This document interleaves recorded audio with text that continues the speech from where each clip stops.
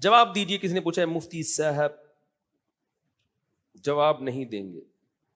آپ سے جمعے میں سوال کیا تھا کہ اللہ تعالیٰ نے قرآن میں شیطان کو جب اس نے سجدے سے انکار کیا تو اس کو کہا وہ تھا ہی نافرمانوں میں, یعنی پہلے سے ہی نافرمان تھا. میں نے اس کا جمعے میں بھی جواب دیا تھا.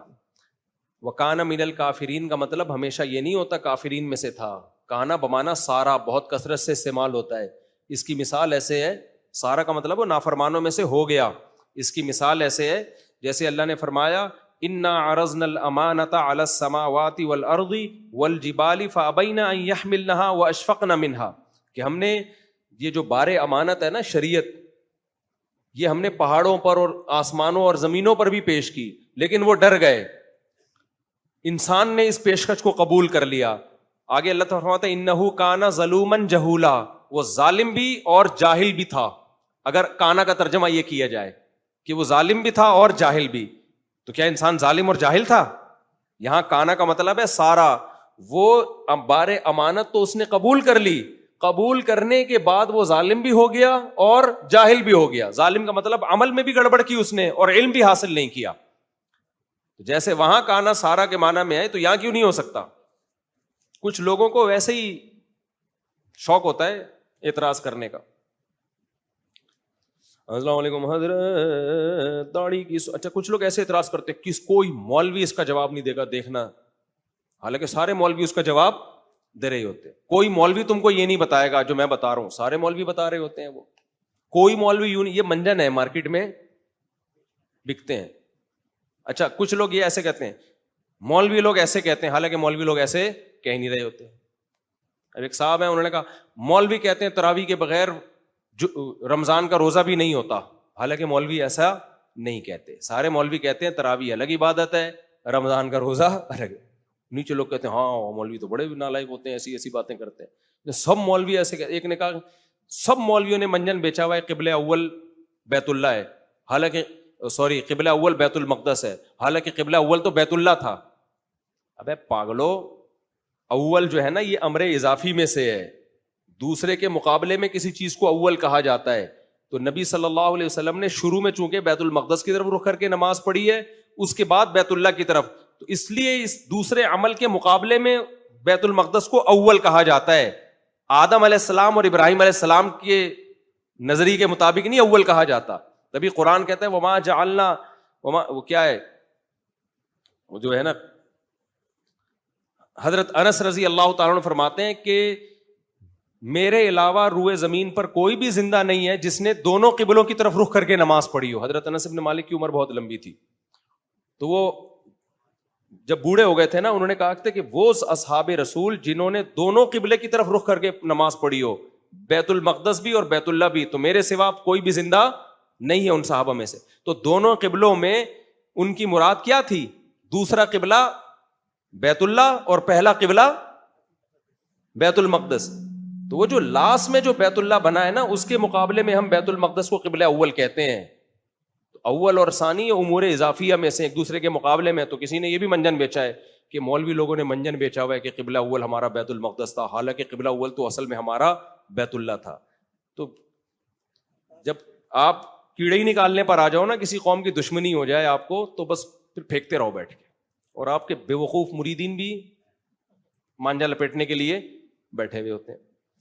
وہ یاد ہے نا ہمارے ایک ٹیچر, یہ ہمارے اسکول میں, اللہ معاف فرمائے, ٹیچروں کے بارے میں ایسی بات کرنی نہیں چاہیے. ہمارے اسکول میں ایک ٹیچر تھے, وہ جب بھی آتے اپنی تعریفیں شروع کر دیتے, میں ایسا ہوں, میں بہت قابل ہوں, میں نے یہاں سے پڑھا, میں نے وہاں سے پڑھا.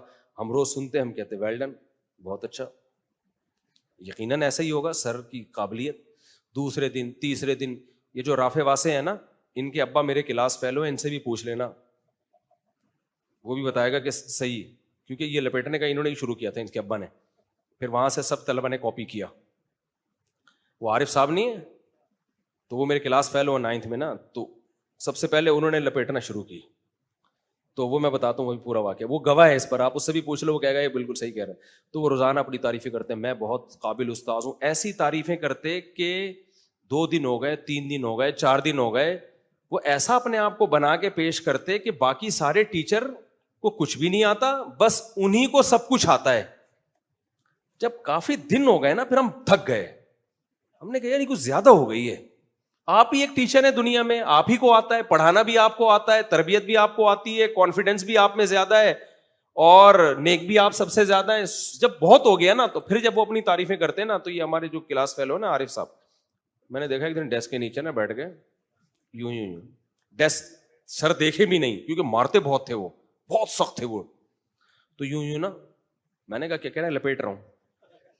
یہ پھینکے جا رہے ہیں, ہم کیا کر رہے ہیں, لپیٹ رہے. اچھا پھر میں نے دیکھا سارے طلبا نا شروع, جب وہ سر آتے اور اپنی تعریفیں شروع کر دیتے تو پوری کلاس مانجا نہیں لپیٹتے جیسے, وہ پتنگ کا مانجا دیکھا ہے کبھی کیسے لپیٹتے ہیں یوں یوں کر کے, تو وہ پھر وہاں سے نا یہ لپیٹنے کی ٹرم ہمارے اسکول میں مشہور ہو گئی. بھائی وہ پھینک رہا ہے, ہم کیا کر رہے ہیں, مانجا پھینک رہے ہیں, ہم کیا کر رہے ہیں, لپیٹ رہے ہیں. تو اللہ معاف فرمائے, ٹیچر کو ایسا نہیں کرنا چاہیے, لیکن ٹیچر کو بھی تو سوچنا چاہیے نا کہ بس کرو یار, آپ اپنی تعریفیں اس طور پہ تو نہ کرو نا کہ دوسرے سارے منجن بیچ رہے ہیں اور میں اکیلا ہی ہوں. ایک دن کیا ہوا, ہم بھی پھر ان کی تعریفیں سن سن کے شروع میں بہت متاثر ہو گئے, یار ٹیچر تو صرف یہی ہیں. وہ اتنے واقعات سناتے کہ اب دوسرے ٹیچروں کو نا ان سے جیلسی شروع ہو گئی, کیونکہ جب بھی کوئی دوسرے ٹیچر آتے ہم کہتے وہ سر وہ ہیں اصل وہ ہیں. مجھے یاد ہے ایک دن ہمارے ایک ٹیچر کو غصہ آیا اور ڈنڈا اٹھا کے نا سب کو کوٹا انہوں نے, بولا پھر انہی سے پڑھو, مجھ سے نہیں پڑھنا. کیونکہ جب بار بار نا انہی کی تعریفیں طلبہ کر رہے, تو جیسے وہ بیچارے ٹیچر, اللہ اگر زندہ ہیں تو اللہ ان کی عمر میں برکت دے, دنیا سے چلے گئے تو اللہ مغفرت کرے, ٹیچر کی بے کرامی نہیں کرنی چاہیے. لیکن اسکالر کو, ٹیچر کو بھی تو یہ چاہیے کہ آپ ایسا امیج اپنا بنا کے پیش نہ کریں کہ لوگوں کو باقی سارے بے وقوف لگیں اور ایک آپ ہی لگیں دنیا میں عقل مند. آج یوٹیوب پہ ایسے اسکالرز ہیں کہ جب آپ ان کی تقریریں سنو آپ کو لگے گا یہی ہے دنیا میں, باقی سارے کیا کر رہے ہیں, منجن بیچ رہے ہیں. اور ان میں ہر اسکالر سب کی نفی کر رہا ہوگا, زبان سے نہیں کہتے, وہ ان کی تقریروں سے ایسا لگتا ہے کہ میں آیا ہوں اصل میں, جو ابھی ایک پیکج لے کر آیا ہوں دین کا, میں ہوں اصل, باقی یہ سارے منجن بیچ رہے ہیں.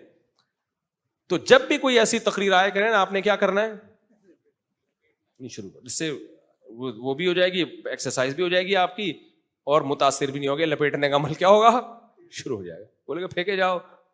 بھائی دنیا میں کوئی ایسا نہیں ہوتا کہ تو اکیلا ہی پیدا ہوا ہے اور باقی سارے بیکار ہیں. اسلام کیا اللہ 4-6 آدمیوں پہ ڈیپینڈ کر دے گا, بولو. اسلام آخری دین ہے, قیامت تک حفاظت ہوگی اس کی, کوئی نبی نہیں آئے گا. تو کیا ایسا ہو سکتا ہے کہ 4-6 مذہبی اسکالرز پہ اللہ اسلام کو ڈیپینڈ کر دے کہ جی 4-6 ہیں جن پر اب یہ صحیح دین ان کے پاس ہے؟ نہ نہ نہ, 4-6 لاکھ 4-6 کروڑ تو ہو سکتے ہیں, وہ 4-6 افراد نہیں ہو سکتے. تو علماء, جو جمہور علماء جس طرف جا رہے ہو نا, اسی کو فالو کرنا چاہیے. تو 4-6 آدمیوں کی بات معتبر نہیں ہوتی. لوگ کہتے ہیں ہم دلیل کو دیکھیں گے کس کی, تو کیا بات ہے, اللہ نے 4 آدمیوں کو دلیل سمجھا دی, 4000 کو سمجھ میں نہیں آئی, ایسا تھوڑی ہوتا ہے. اچھا بھائی, کیا بیٹا اپنی امی کے چہرے پر بوسہ لے سکتا ہے؟ بالکل لے سکتا ہے, امی کے پیشانی پہ پیار کرنا چاہیے, ماں کو بھی